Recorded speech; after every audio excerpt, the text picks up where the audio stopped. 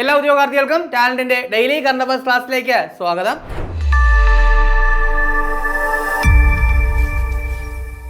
ഇന്ന് നമ്മൾ ചർച്ച ചെയ്യാൻ പോകുന്നത് 2025 സെപ്റ്റംബർ 1, 2 തീയതികളിലെ പ്രധാന ആനുകാലിക വിഷയങ്ങളും അവയുടെ അനുബന്ധ വിവരങ്ങളുമാണ്. അപ്പോൾ നമ്മൾ ക്ലാസ്സിലേക്ക് കടക്കാം.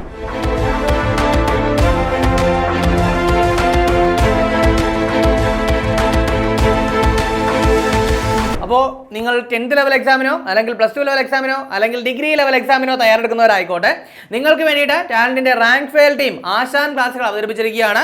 അപ്പോൾ നിങ്ങൾക്ക് ഇഷ്ടാനുസരണമുള്ള കോഴ്സുകൾ ഈ ഞങ്ങളുടെ വെബ്സൈറ്റ് വഴി നിങ്ങൾക്ക് തിരഞ്ഞെടുക്കാവുന്നതാണ്. പൂർണ്ണമായിട്ടും റെക്കോർഡ് വീഡിയോകളാണ് ഇതിൽ ഉൾപ്പെട്ടിട്ടുള്ളത്. അതുപോലെ തന്നെ അതിൻ്റെ നോട്ടുകൾ, അതുപോലെ ടോപ്പിക് വൈസ് എക്സാമുകൾ, മോഡൽ എക്സാമുകൾ, മന്ത്ലി മെന്റർ സപ്പോർട്ട്, ഇതൊക്കെ ഞങ്ങൾ ഈ ഒരു കോഴ്സിലൂടെ നിങ്ങൾക്ക് പ്രൊവൈഡ് ചെയ്യുന്നുണ്ട്. അപ്പോൾ കൂടുതൽ വിവരങ്ങൾക്കായിട്ടോ അല്ലെങ്കിൽ കോഴ്സ് പർച്ചേസ് ചെയ്യാനായിട്ടോ നിങ്ങൾക്ക് www.veranda.channelkerala.com എന്ന് പറയുന്ന വെബ്സൈറ്റ് സന്ദർശിക്കാവുന്നതാണ്. അപ്പോൾ ഡിഗ്രി മെയിൻസ് എക്സാം, അതായത് സെക്രട്ടേറിയറ്റ് അസിസ്റ്റന്റ് മെയിൻസ് എക്സാം എത്തി നിൽക്കുകയാണ്. സെക്കൻഡ് പേപ്പർ എന്ന് പറയുന്നത് സ്പെഷ്യൽ ടോപ്പിക് ആണ്. അതിനുവേണ്ടി കാര്യമായിട്ടുള്ള സമയം മാറ്റിവെച്ചേ മതിയാവുകയുള്ളൂ. സോ ഈ ഒരു പേപ്പർ 2 വേണ്ടി തയ്യാറെടുക്കുന്നവർക്ക് talent paper 2 special topic book പുറത്തിറക്കിയിട്ടുണ്ട്. നിങ്ങളുടെ വീടിനടുത്തുള്ള ബുക്ക് സ്റ്റോളുകളിലും ആമസോൺ, ഫ്ലിപ്കാർട്ട്, മീഷോ എന്നീ പ്ലാറ്റ്ഫോമുകളിലും ടാലന്റിന്റെ വെബ്സൈറ്റ് ആയിട്ടുള്ള channelkerala.com-ലും ഈ ബുക്ക് ലഭ്യമാണ്. ഇനി അതല്ലെങ്കിൽ ഈ ഒരു സ്ക്രീനിൽ കാണുന്ന നമ്പറിൽ കോൺടാക്ട് ചെയ്യുക. ഇപ്പോൾ നിങ്ങൾക്ക് ഓഫർ പ്രൈസ് ആയിട്ടുള്ള 800 രൂപയ്ക്ക് സ്വന്തമാക്കാവുന്നതാണ്. അപ്പോൾ 2025-26 പൊതുവെ ഒരുപാട് എക്സാംസ് നടക്കാനുള്ള സമയമാണ്. ഒരുപാട് നോട്ടിഫിക്കേഷൻസ് വരാനുണ്ട്. പ്രത്യേകിച്ച് മെപ്കോ LD, company board assistant, university assistant, village field assistant, അങ്ങനെ ഒരുപാട് എക്സാമുകൾ വരാനുണ്ട്. സോ ഇതിനൊക്കെ വേണ്ടി തയ്യാറെടുക്കുന്നവർക്ക് ടാലന്റ് ഓൺലൈൻ ക്ലാസ്സുകളും ഓഫ്ലൈൻ ക്ലാസ്സുകളും പ്രൊവൈഡ് ചെയ്യുന്നുണ്ട്. കൂടുതൽ വിവരങ്ങൾക്കായിട്ട് ഈ ഒരു സ്ക്രീനിൽ കാണുന്ന നമ്പറിൽ കോൺടാക്ട് ചെയ്യുക. അപ്പോൾ നമുക്ക് ആദ്യം നോക്കാനുള്ള പോയിന്റ് ഒരു നിയമനവുമായിട്ട് ബന്ധപ്പെട്ട കാര്യം. അതായത് BCCIയുടെ ഇടക്കാല പ്രസിഡന്റായിട്ട് ചുമതലയേൽക്കുന്നത് ആരാണ്? കാരണം നമുക്കറിയാം BCCIയുടെ പ്രസിഡന്റ് എന്ന് പറഞ്ഞ് നമ്മൾ പഠിച്ചു വെച്ചിരിക്കുന്ന ആരാണ്? റോജർ ബിന്നിയാണ്. അപ്പോൾ അദ്ദേഹം സ്ഥാനമൊഴിയാൻ പോവുകയാണ്. അപ്പോൾ ആ ഒരു ഗ്യാപ്പിൽ എന്താണ് ഇടക്കാല പ്രസിഡന്റായിട്ട് ചുമതലയേൽക്കുന്നത് രാജീവ് ശുക്ല. ആരാണ്? രാജീവ് ശുക്ലയാണ്. അപ്പോൾ ഈ ഒരു പേരൊന്ന് ഓർത്തു വയ്ക്കുക. അപ്പോൾ സ്ഥിരമായിട്ട് പ്രസിഡന്റ് വരുന്ന സമയത്ത് നമ്മൾ എന്ത് ചെയ്യും? ഡീറ്റെയിൽ ആയിട്ട് ചർച്ച ചെയ്യും. അടുത്ത നമുക്ക് നോക്കാനുള്ളത് വളരെ പ്രധാനപ്പെട്ട ഒരു പുരസ്കാരമാണ്. അതായത് 2025 മഗ്സസെ പുരസ്കാരത്തെ പറ്റിയാണ് നമ്മൾ ചർച്ച ചെയ്യാൻ പോകുന്നത്. അപ്പോൾ മഗ്സസെ പുരസ്കാരത്തെ പറ്റി ഏറ്റവും പ്രധാനമായിട്ട് ഓർത്തിരിക്കേണ്ട 2 കാര്യങ്ങളാണ്. ഒന്ന്, ഏഷ്യയുടെ നൊബേൽ എന്നറിയപ്പെടുന്ന പുരസ്കാരമാണ് മഗ്സസെ പുരസ്കാരം എന്ന് പറയുന്നത്. ഇനി അതുപോലെ തന്നെ മുൻപ് ഫിലിപ്പീൻസിന്റെ പ്രസിഡന്റ് ആയിരുന്ന റമൺ മഗ്സസെയോടുള്ള ആദര സൂചകമായിട്ടാണ് ഈ ഒരു പുരസ്കാരം നൽകുന്നതെന്നുള്ള കാര്യം കൂടി ഓർക്കാം. ഇനി 2025 പുരസ്കാരത്തിലേക്ക് വരാം. 3 പുരസ്കാര ജേതാക്കളാണുള്ളത്. അതായത് ഒരു സംഘടനയും 2 വ്യക്തികളും. എന്താണ്? ഒരു സംഘടനയും 2 വ്യക്തികളും ഉൾപ്പെടെ ഈ വർഷത്തെ പുരസ്കാര ജേതാക്കൾ 3 ആണ്. അതിൽ ആദ്യത്തേത് ഏറ്റവും പ്രധാനപ്പെട്ട ഒരു സംഘടന, അതായത് നമ്മുടെ ഇന്ത്യയിൽ നിന്നുള്ളൊരു സംഘടനയാണ് ഈ ഒരു പുരസ്കാരത്തിന് അർഹമായിട്ടുള്ളത്. അതായത് foundation to educate girls globally. എന്താണ്? Foundation to educate girls globally, അല്ലെങ്കിൽ എന്താണ് എഡ്യൂക്കേറ്റ് ഗേൾസ് എന്ന് പറയുന്ന എന്താണ് ഒരു നോൺ പ്രോഫിറ്റബിൾ ഓർഗനൈസേഷൻ എന്ത് ചെയ്തു? ഈ ഒരു അംഗീകാരം കിട്ടി. അതായത് ഇന്ത്യയിൽ നിന്ന് തന്നെ ആദ്യമായിട്ടാണ് എന്ത് ചെയ്യുന്നത്? ഒരു സംഘടനയ്ക്ക് മഗ്സസെ പുരസ്കാരം കിട്ടുന്നത്. അത് കൃത്യമായിട്ടൊന്ന് നോട്ട് ചെയ്യുക. ഇന്ത്യയിൽ നിന്ന് ആദ്യമായിട്ട് എന്ത് ചെയ്യുന്നു? ഒരു സംഘടനയ്ക്ക് പുരസ്കാരം കിട്ടുന്നു. അതായത് പകുതി വഴിക്ക് വെച്ച് പഠിത്തം മതിയാക്കേണ്ടി വന്ന വിദൂര ഗ്രാമങ്ങളിലുള്ള പെൺകുട്ടികളുടെ പഠനം എന്ത് ചെയ്യുക? തുടരാൻ വേണ്ടിയിട്ട് അവരെ സഹായിക്കുന്ന ഒരു സംഘടനയാണ് എന്തെന്ന് പറയുന്നത്? ഈ പറയുന്ന എഡ്യൂക്കേറ്റ് ഗേൾസ് എന്ന് പറയുന്ന സംഘടന. അപ്പോൾ അതിനാണ് എന്ത് ചെയ്തത്? ഈ 2025 മഗ്സസെ പുരസ്കാരം കിട്ടിയത്. ഇനി മറ്റ് 2 വ്യക്തികൾ കൂടിയുണ്ട്. അപ്പോൾ അതിനു മുൻപ് ഈ ഒരു സംഘടനയുടെ ബാക്ക്ഗ്രൗണ്ട് ചർച്ച ചെയ്യുകയാണെങ്കിൽ ഇത് 2007 എന്ത് ചെയ്ത സ്ഥാപിതമായത്. 2007 പ്രവർത്തനം ആരംഭിച്ചു. ആദ്യം രാജസ്ഥാനിലായിരുന്നു കേട്ടോ, അതുകൂടെ ഓർക്കുക. ആദ്യം രാജസ്ഥാനിലാണ് എന്ത് ചെയ്ത ഇത് പ്രവർത്തനം ആരംഭിച്ചത്. അപ്പോൾ 2007 രാജസ്ഥാനിലാണ് എന്ത് ചെയ്ത പ്രവർത്തനം ആരംഭിച്ചത്. സംഘടനയുടെ ഉദ്ദേശം പറഞ്ഞു, പകുതി വഴിക്ക് വെച്ച് പഠിത്തം മതിയാക്കേണ്ടി വന്ന പെൺകുട്ടികൾക്ക്, എന്താണ് വിദൂര ഗ്രാമങ്ങളിലെ പെൺകുട്ടികൾക്ക് പഠന സഹായം ഉറപ്പാക്കുന്ന ഒരു സംഘടനയാണ് എന്തെന്ന് പറയുന്നത്? എഡ്യൂക്കേറ്റ് ഗേൾസ് എന്ന് പറയുന്നത്. ഇന്ത്യയിൽ നിന്ന് തന്നെ ആദ്യമായിട്ട് ഒരു സംഘടനയ്ക്ക് എന്ത് പുരസ്കാരം കിട്ടുന്നു? മഗ്സസെ പുരസ്കാരം കിട്ടുന്നു. അത് കൃത്യമായിട്ട് ഓർത്തു വയ്ക്കുക. ഇനി അതുപോലെ തന്നെ ഈ ഒരു സംഘടനയുടെ സ്ഥാപക എന്ന് പറയുന്നത് സഫീന ഹുസൈൻ. ആരാണ്? സഫീന ഹുസൈൻ ആണ്. അപ്പോൾ അതുകൂടി ഒന്ന് ഓർത്തു വയ്ക്കാം. ഇനി അടുത്ത വ്യക്തിയിലേക്ക് വരാം. ഷാഹിന അലി. ആരാണ്? ഷാഹിന അലി. അപ്പോൾ രാജ്യം ഒന്ന് ഓർത്തു വയ്ക്കുക. മാലിദ്വീപ്. എന്താണ്? മാലിദ്വീപിൽ നിന്നുള്ള ഒരു പരിസ്ഥിതി പ്രവർത്തകയാണ് ആരെന്ന് പറയുന്നത്? ഷാഹിന അലി. അപ്പോൾ മാലിദ്വീപിൽ നിന്നുള്ള പരിസ്ഥിതി പ്രവർത്തകയാണ് ഷാഹിന അലി. അതായത് പ്രധാനമായിട്ടും കടലിന് അടിത്തട്ടിയിലുള്ള എന്താണ് ആ ഒരു ആവാസ വ്യവസ്ഥയെ സംരക്ഷിക്കുന്നതിലൊക്കെ ശ്രദ്ധ നേടിയ ഒരു പരിസ്ഥിതി പ്രവർത്തകയാണ് ആരെന്ന് പറയുന്നത്? ഷാഹിന അലി. അപ്പോൾ ഷാഹിന അലിക്കും എന്ത് ചെയ്തിട്ടുണ്ട്? പുരസ്കാരം കിട്ടിയിട്ടുള്ളത്. ഇനി അടുത്തത് ഒരു പുരോഹിതനാണ്. അപ്പോൾ അദ്ദേഹത്തിന്റെ പേരെന്ന് പറയുന്നത് ഫ്ലാവിനോ ആന്റോണിയോ എൽ വില്വാനേവ. എന്താണ്? ഫ്ലാവിനോ ആന്റോണിയോ എൽ വില്വാനേവ എന്ന് പറയുന്ന എന്താണ് ഒരു പുരോഹിതൻ. ഫിലിപ്പൈൻസിൽ നിന്നുള്ളൊരു പുരോഹിതനാണ് അദ്ദേഹം. അപ്പോൾ അദ്ദേഹത്തിനും എന്ത് ചെയ്തിട്ടുണ്ട്? മഗ്സസെ പുരസ്കാരം കിട്ടിയിട്ടുണ്ട്. അടുത്ത നമുക്ക് നോക്കാനുള്ളത് ഏറ്റവും പ്രധാനപ്പെട്ട ഒരു വള്ളംകളി അല്ലേ, 71ാമത് നെഹ്റു ട്രോഫി വള്ളംകളി കഴിഞ്ഞിരിക്കുകയാണ്. അപ്പോൾ അതുമായിട്ട് ബന്ധപ്പെട്ട ഡീറ്റെയിൽ ആയിട്ടുള്ള കാര്യങ്ങൾ നമുക്ക് എന്ത് ചെയ്യാം, ഒന്ന് നോക്കാം. അപ്പോൾ അതിലെ 1ാം സ്ഥാനത്ത് വന്നത് അല്ലെങ്കിൽ ജേതാക്കളായത് വിയ്യപുരം ചുണ്ടൻ. ആരാണ്? വിയ്യപുരം ചുണ്ടനാണ് ജേതാക്കൾ എന്ന് പറയുന്നത്. 2ാം സ്ഥാനത്ത് നടുഭാഗം ചുണ്ടനാണ്. 3ാം സ്ഥാനത്ത് മേൽപ്പാടം ചുണ്ടനാണ്. അപ്പോൾ 1ാം സ്ഥാനം വിയ്യപുരം ചുണ്ടനും, 2ാം സ്ഥാനത്ത് നടുഭാഗം ചുണ്ടനും, 3ാം സ്ഥാനത്ത് മേൽപ്പാടം ചുണ്ടനുമാണെന്നുള്ള കാര്യം കൃത്യമായിട്ടൊന്ന് നോട്ട് ചെയ്ത് വയ്ക്കുക. ഇനി അതുപോലെ തന്നെ ഈ ജേതാക്കളായുള്ള വിയ്യപുരം ചുണ്ടൻ അത് തുടങ്ങിയത് VBC കൈനക്കരിയാണ്. അപ്പോൾ അതുകൂടി ഓർക്കുക, VBC കൈനക്കരി തുടങ്ങിയ വിയ്യപുരം ചുണ്ടനാണ് 71ാമത് നെഹ്റു ട്രോഫിയിൽ അല്ലെങ്കിൽ 2025 നടന്ന നെഹ്റു ട്രോഫിയിൽ ജേതാക്കളായത്. അപ്പോൾ അങ്ങനെയാണെങ്കിൽ ഓൾറെഡി നമ്മൾ ചർച്ച ചെയ്ത കാര്യം എന്താണ്, 71ാമത് നെഹ്റു ട്രോഫി വള്ളങ്ങളുടെ ഭാഗ്യചിഹ്നം അത് കാത്തു. കേട്ടോ, ഇത് കൃത്യമായിട്ട് നോട്ട് ചെയ്യുക. കാത്തുവാണ് ഭാഗ്യചിഹ്നം. ഈ കാത്തു എന്ന് പറയുന്നത് എന്താണ്, വള്ളം തുഴയുന്ന ഒരു കാക്കത്തമ്പുരാട്ടിയാണ്. കാക്കയെന്നൊന്നും വിചാരിക്കരുത്, കാക്കത്തമ്പുരാട്ടിയാണ് പറയുന്നത് കാത്തു എന്ന് പറയുന്നത്. അപ്പൊ അത് കൃത്യമായിട്ടൊന്ന് നോട്ട് ചെയ്യുക. കാത്തു എന്ന് പറയുന്നത് എന്തിന്റെ ഭാഗ്യചിഹ്നമാണ്? 71ാമത് നെഹ്റു ട്രോഫി വള്ളംകളിയുടെ ഭാഗ്യചിഹ്നമാണ്. അത് വള്ളം തുഴയുന്ന കാക്കത്തമ്പുരാട്ടിയാണ്. ഇനി 71ാമത് നെഹ്റു ട്രോഫി വള്ളംകളിയിൽ ജേതാക്കളായത് ആരാണ്? അത് വിയ്യപുരം ചുണ്ടനാണ്. ഇനി അടുത്ത് നമുക്ക് നോക്കാനുള്ളത് ഏറ്റവും പ്രധാനപ്പെട്ട ഒരു തുരങ്കവുമായിട്ട് ബന്ധപ്പെട്ട കാര്യം. കാരണം ഇപ്പോൾ അതിന്റെ നിർമ്മാണോദ്ഘാടനം കഴിഞ്ഞിട്ടേ ഉള്ളൂ. അപ്പോൾ അതിനൊരു കറക്റ്റായിട്ടൊരു അപ്ഡേഷൻ വരാനുള്ള സമയമായിട്ടില്ല. കാരണം അതിന്റെ ഉദ്ഘാടനം കഴിയുന്ന സമയത്തെ അതിലൊരു പ്രോപ്പറായ അപ്ഡേഷൻ വരുള്ളൂ.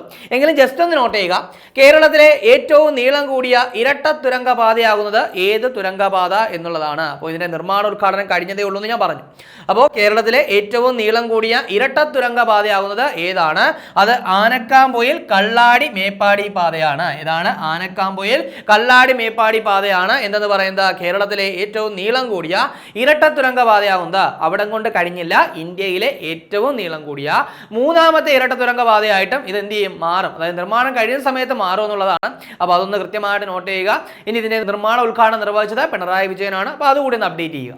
ഇനി അടുത്ത് നമുക്ക് നോക്കാനുള്ള പോയിന്റ്, പശ്ചിമഘട്ടത്തിൽ കണ്ടെത്തിയ പുതിയ ഇനം കിഴങ്ങിനത്തിന്റെ പേരെന്ന് പറയുന്നത് ഡയോസ്കോറിയ ബാലകൃഷ്ണനി. എന്താണ് ഡയോസ്കോറിയ ബാലകൃഷ്ണനി എന്ന് പറയുന്ന ഒരു പുതിയ കിഴങ്ങിനത്തെ എവിടെ കണ്ടെത്തി? പശ്ചിമഘട്ടത്തിൽ കണ്ടെത്തി. അപ്പോൾ അതുകൂടി ഓർക്കുക.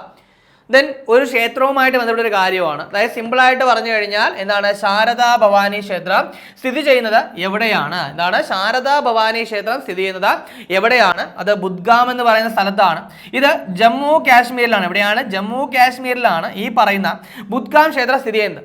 ഇപ്പോൾ നമ്മൾ ചർച്ച ചെയ്യാനുള്ള ഒരു പ്രസക്തി എന്ന് പറയുന്നത് ഏകദേശം 35 വർഷങ്ങൾക്ക് ശേഷം എന്ത് ചെയ്തിരിക്കുകയാണ്, ഈ ഒരു ക്ഷേത്രം തുറന്നിരിക്കുകയാണ്. അപ്പോൾ ഇതാണ് 35 വർഷങ്ങൾക്ക് ശേഷം ഈ ഒരു ക്ഷേത്രം തുറന്നിരിക്കുകയാണ്. ക്ഷേത്രത്തിന്റെ പേര് ശാരദാ ഭവാനി ക്ഷേത്രം എന്നാണ്. സ്ഥിതി ചെയ്യുന്നത് ബുദ്ഗാമിലാണ്. ഈ ബുദ്ഗാം എവിടെയാണെന്ന് ചോദിച്ചു കഴിഞ്ഞാൽ എവിടെയാണ്? അത് ജമ്മു കാശ്മീരിലാണ്.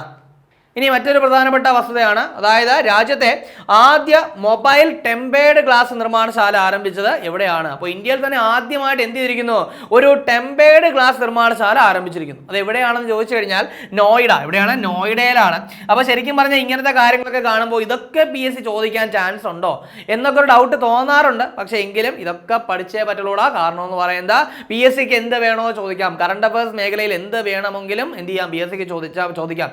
കാരണം വ്യക്തമായ ഒരു സിലബസ് ഇല്ല. അതായത് അന്താരാഷ്ട്ര തലത്തിലോ ദേശീയ തലത്തിലോ നമ്മുടെ സംസ്ഥാന തലത്തിലോ പ്രസക്തമായ എന്ത് കാര്യങ്ങളും പത്രത്തിൽ വരുന്ന എന്ത് കാര്യവും എന്ത് ചെയ്യാം, PSCക്ക് ചോദിക്കാം.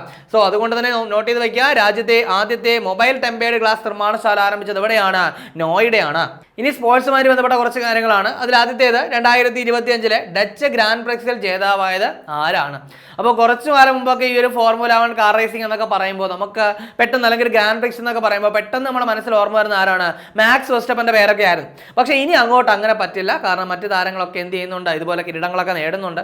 അപ്പോൾ അതുകൊണ്ട് കൃത്യമായിട്ടൊന്ന് നോട്ട് ചെയ്യണം. സോ 2025 ഡച്ച് ഗ്രാൻഡ് പ്രിക്സിൽ ജേതാവായത് ആരാണ്? അത് ഓസ്കാർ പിയാസ്ട്രി. ആരാണ്? ഓസ്കാർ പിയാസ്ട്രി ആണ്. വളരെ കൃത്യമായിട്ട് നോട്ട് ചെയ്ത് വയ്ക്കുക. അപ്പോൾ ഓസ്കാർ പിയാസ്ട്രിക്കാണ് 2025 ഡച്ച് ഗ്രാൻഡ് പ്രിക്സ് എന്നുള്ള കാര്യം ഓർത്ത് വയ്ക്കുക. അടുത്ത നമുക്ക് നോക്കാനുള്ള പോയിന്റ് നമ്മുടെ ലോക അത്ലറ്റിക് ചാമ്പ്യൻഷിപ്പ് അല്ലെങ്കിൽ വേൾഡ് അത്ലറ്റിക് ചാമ്പ്യൻഷിപ്പ് 2025 ബന്ധപ്പെട്ട കാര്യമാണ്. സോ അതിനുള്ള ഇന്ത്യൻ സംഘം റെഡിയായി കഴിഞ്ഞു. അപ്പോൾ അതിനെ നയിക്കുന്നത്, ആ ഒരു ഇന്ത്യൻ സഖ്യത്തെ നയിക്കുന്നത് ആരാണെന്ന് ചോദിച്ചു കഴിഞ്ഞാൽ അത് നീരജ് ചോപ്രയാണ്. അപ്പോൾ ഈ ഒരു വേൾഡ് അത്ലറ്റിക് ചാമ്പ്യൻഷിപ്പിനുള്ള ഇന്ത്യൻ സഖ്യത്തെ നയിക്കുന്നത് ആരാണെന്ന് ചോദിച്ചു കഴിഞ്ഞാൽ ആരാണ്? അത് നീരജ് ചോപ്രയാണെന്നുള്ള കാര്യം ഒന്ന് ഓർത്തു വയ്ക്കുക. ഇനി ഈ ഒരു വേൾഡ് അത്ലറ്റിക് ചാമ്പ്യൻഷിപ്പ് നടക്കുന്നത് 2025 വേൾഡ് അത്ലറ്റിക് ചാമ്പ്യൻഷിപ്പ് നടക്കുന്നത് എവിടെയാണെന്ന് ചോദിച്ചു കഴിഞ്ഞാൽ പറയുന്നത് ടോക്കിയോ. ഇവിടെയാണ് ടോക്കിയോയിലാണ് നടക്കുന്നത്. അപ്പോൾ അതുകൂടി ഓർക്കുക, ജപ്പാനിലെ ടോക്കിയോയിലാണ് നടക്കുന്നുള്ള കാര്യം ഓർക്കുക. ഇനി ഈ ഒരു ഇന്ത്യൻ സഖ്യത്തിൽ 2 മലയാളികളുണ്ട്. ഒന്നെന്ന് പറയുന്നത് എം ശ്രീശങ്കർ ആണ്, അദ്ദേഹം ലോങ് ജമ്പ് താരമാണ്. അതുപോലെ തന്നെ അബ്ദുള്ള അബൂബക്കർ എന്ന് പറയുന്ന ഒരു മലയാളി കൂടിയുണ്ട്, അദ്ദേഹം എന്ന് പറയുന്നത് ട്രിപ്പിൾ ജമ്പ് താരമാണ്. ജസ്റ്റ് താരങ്ങളെ അറിഞ്ഞിരിക്കാൻ വേണ്ടി പറഞ്ഞതേ ഉള്ളൂ, എങ്കിലും എന്ത് ചെയ്യുക, ഒന്ന് ഓർത്ത് വയ്ക്കുക. അപ്പോൾ ഇവരൊക്കെ പോയിട്ട് എന്ത് ചെയ്യട്ടെ, നല്ല നല്ല മെഡലുകളൊക്കെ നേടി വരട്ടെ. എന്നാലും നമുക്ക് എന്ത് ചെയ്യാൻ പറ്റുള്ളൂ, വീണ്ടും കുറച്ചുകൂടെ സ്പോർട്സ് മേഖലയിൽ കാര്യമായിട്ട് കാര്യങ്ങൾ എന്ത് ചെയ്യാൻ പറ്റുള്ളൂ, ചർച്ച ചെയ്യാൻ പറ്റുള്ളൂ. പൊതുവേ ഒരു ഫോഴ്സ് എക്സാമിനോട് തയ്യാറെടുക്കുന്ന സമയത്ത് നമ്മൾ ഏറ്റവും കൂടുതൽ പ്രയോറിറ്റി കൊടുക്കുന്നത് എന്തിനാണ്? സ്പെഷ്യൽ ടോപ്പിക്കിന് അല്ലേ? കാരണം 20 മാർക്ക് സ്പെഷ്യൽ ടോപ്പിക്ക് പഠിച്ചു കഴിഞ്ഞാൽ റാങ്കിൽ വളരെ ഒരു മുന്നേറ്റം ഉണ്ടാക്കാനായിട്ട് സാധിക്കും. അപ്പോൾ ഇനി ഒരുപാട് നോട്ടിഫിക്കേഷൻസ് പുതുതായിട്ട് വരാനുണ്ട്, ചിലതൊക്കെ വന്നു കഴിഞ്ഞു. അപ്പോൾ ടാലന്റിന്റെ ഏറ്റവും പുതിയ സ്പെഷ്യൽ ടോപ്പിക് ബുക്കുകൾ ഇപ്പോൾ മാർക്കറ്റിൽ അവൈലബിൾ ആണ്.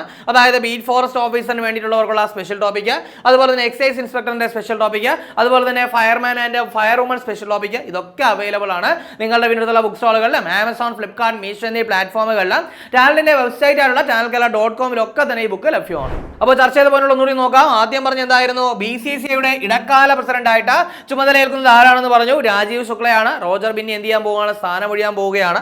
ഇനി അതിനുശേഷം പറഞ്ഞത് റമൺ മഗ്സസെ പുരസ്കാരം 2025. ഈ വർഷം 3 പുരസ്കാര ജേതാക്കൾ. ഒരു സംഘടന, ഏതാണ് സംഘടന? Foundation to educate girls globally, അല്ലെങ്കിൽ എഡ്യൂക്കേറ്റ് ഗേൾസ് എന്ന് പറയുന്ന ഇന്ത്യൻ ഓർഗനൈസേഷൻ എന്ത് ചെയ്തു? പുരസ്കാരം കിട്ടി. ഈ ഒരു അംഗീകാരം കിട്ടുന്ന ആദ്യത്തെ ഇന്ത്യൻ സംഘടന എന്ന് പറയുന്നത് ഏതാണ്? ഈ ഒരു സംഘടനയാണ്.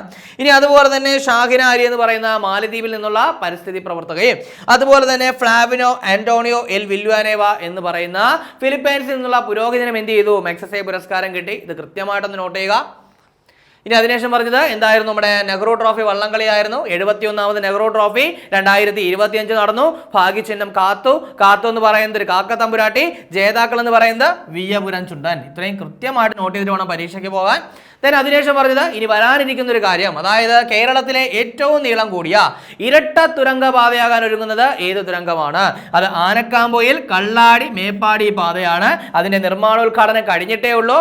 ഇത് നിലവിൽ വരുന്ന സമയത്ത് ഇന്ത്യയിലെ ഏറ്റവും നീളം കൂടിയ 3ാമത്തെ തുരങ്കപാതയായിട്ടും ഇത് മാറും. അതിനുശേഷം പറഞ്ഞത് ഒരു പുതിയ ഇനം കിഴങ്ങിനത്തെ കണ്ടെത്തിയ കാര്യം പറഞ്ഞു. അതായത് ഡയോസ്കോറിയ ബാലകൃഷ്ണനി, ഇതാണ് ഡയോസ്കോറിയോ ബാലകൃഷ്ണനി എന്ന് പറയുന്ന കിഴങ്ങിനത്തെ കണ്ടെത്തി. അതുകൂടി നോട്ട് ചെയ്യുക. അതിനുശേഷം ഒരു ക്ഷേത്രത്തിന്റെ പേര് പറഞ്ഞു, ശാരദാ ഭവാനി ക്ഷേത്രം. എവിടെയാണെന്ന് ചോദിച്ചു കഴിഞ്ഞാൽ ബുദ്ഗാം എന്ന് പറയുന്ന സ്ഥലത്ത്. ഈ ബുദ്ഗാം എന്ന് പറയുന്നത് ജമ്മു കാശ്മീരിൽ. എന്തുകൊണ്ട് ചർച്ച ചെയ്തു എന്ന് ചോദിച്ചു കഴിഞ്ഞാൽ 35 വർഷങ്ങൾക്ക് ശേഷം എന്ത് ചെയ്തിരിക്കുന്നു? ഈ ക്ഷേത്രം തുറന്നിരിക്കുകയാണ്. ഇനി അതിനുശേഷം പറഞ്ഞത് ഇന്ത്യയിലെ ആദ്യത്തെ മൊബൈൽ ടെമ്പേർഡ് ഗ്ലാസ് നിർമ്മാണശാല ആരംഭിച്ചത് എവിടെ? അത് നോയിഡയിലാണ്. അതിനുശേഷം പറഞ്ഞത് 2025 ഡച്ച് ഗ്രാൻഡ് പ്രിക്സിൽ ജേതാവായത് ആരാണെന്ന് പറഞ്ഞു? ഓസ്കാർ പിയാസ്ട്രി ആണ്. അതിനുശേഷം പറഞ്ഞത് 2025 വേൾഡ് അത്ലറ്റിക് ചാമ്പ്യൻഷിപ്പിനുള്ള ഇന്ത്യൻ സഖ്യത്തെ നയിക്കുന്നത് ആരാണെന്ന് പറഞ്ഞു? അത് നീരജ് ചോപ്ര. സോ ഇത്രയും കാര്യം വളരെ കൃത്യമായിട്ടൊന്ന് നോട്ട് ചെയ്ത് വയ്ക്കുക. ഇനി കഴിഞ്ഞ ക്ലാസ്സുമായി ബന്ധപ്പെട്ട 2 ചോദ്യങ്ങൾ നൽകുകയാണ്, അതിന് ഉത്തരം കൂടി കമന്റ് ചെയ്യുക. ആദ്യത്തെ ചോദ്യം, 2025 ഓഗസ്റ്റിൽ പ്രസ് ട്രസ്റ്റ് ഓഫ് ഇന്ത്യയുടെ ചെയർമാനായിട്ട് തിരഞ്ഞെടുക്കപ്പെട്ടത് ആരെന്നാണ്? അപ്പോൾ മഹേന്ദ്ര മോഹൻ ഗുപ്ത, MV ശ്രേയാംസ് കുമാർ, N രവി, റിയാദ് മാത്യു. ചരിത്രം കമന്റ് ചെയ്യുക.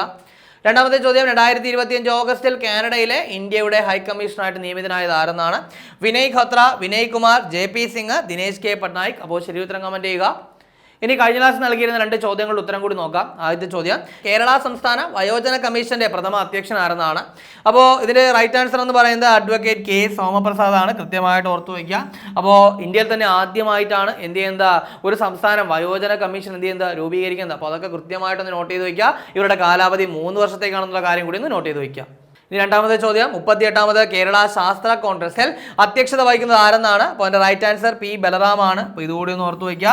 വേദി എന്ന് പറയുന്നത് എവിടെയാണ്? നമ്മൾ ചർച്ച ചെയ്തു അല്ലേ, കൊച്ചിയാണ് വേദി എന്ന് പറയുന്നത്. അപ്പോൾ അതുകൂടി ഒന്ന് അപ്ഡേറ്റ് ചെയ്ത് വയ്ക്കുക. അപ്പോൾ നമ്മൾ ചർച്ച ചെയ്ത ചോദ്യങ്ങളും അതിന്റെ ഉത്തരങ്ങളും ചർച്ച ചെയ്ത പോയിന്റുകളും മനസ്സിലാണെന്ന് വിചാരിക്കുന്നു. വളരെ കാര്യമായിട്ട് നല്ലതുപോലെ തന്നെ ഡെയിലി കറണ്ട് അഫയേഴ്സ് അപ്ഡേറ്റ് ചെയ്ത് പോവുക, നല്ലപോലെ വർക്ക് ചെയ്യുക, എത്രയും പെട്ടെന്ന് ഒരു ജോലി നേടിയെടുക്കുക. 2025 സെപ്റ്റംബർ 1-2 തീയതികളിലെ പ്രധാന ആനുകാലിക വിഷയങ്ങളും അവയുടെ അനുബന്ധ വിവരങ്ങളുമാണ് നമ്മൾ ചർച്ച ചെയ്ത് കഴിഞ്ഞത്. അപ്പോൾ ഈ ചർച്ച ചെയ്ത പോയിന്റുകളൊക്കെ മനസ്സിലായെന്ന് വിചാരിക്കുന്നു. മറ്റൊരു ക്ലാസ്സുമായി നമുക്ക് അടുത്ത ദിവസം കാണാം.